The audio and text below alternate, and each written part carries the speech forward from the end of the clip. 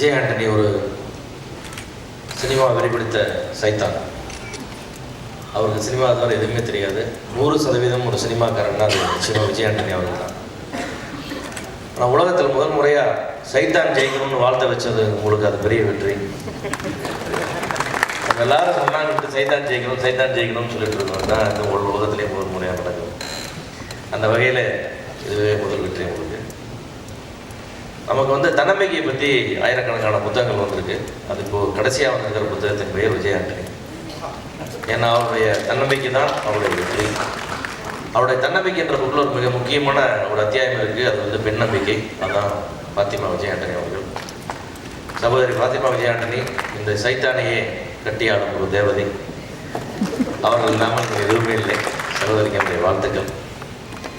அதே போல் பிச்சைக்காரன் படம் பார்த்துட்டு ரொம்ப பிடிச்சி போய் அந்த டெக்னீஷியன்ஸ் அவ்வளோ பேர் ஆர்டிஸ்ட் எல்லாத்தையும் நான் வர வச்சு என்னுடைய கடவுள் இருக்காங்க படத்தின் துவக்க விழாவில் எல்லாத்துக்கும் மெடல் கொடுத்து என்னுடைய முயற்சியை தெரிவித்தேன். அதே போன்ற ஒரு வாய்ப்பு எனக்கு சைத்தானும் கிடைக்கும் என்ற நம்பிக்கை எனக்கு வந்திருக்கு. ஏன்னா அந்த படத்தோட அவர் காமிச்ச அந்த விசுவல்ஸ் அப்படி ஒரு எக்ஸ்பெக்டேஷனை உருவாக்கும். நிச்சயமாக அவருடைய படங்கள்லேயே மிகப்பெரிய ஓப்பனிங் கொடுக்கும்.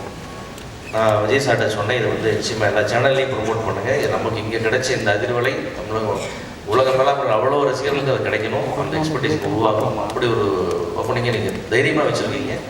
அது நிச்சயமாக எக்ஸ்பெக்டேஷனை கொடுக்கும் அப்படின்னு நான் சொன்னேன். அதே போல் அந்த படம் நிச்சயமாக ஒரு மாபெரும் வெற்றியை விருதுகளை அளித்தது என்று நம்பிக்கை கொடுக்கிறேன்.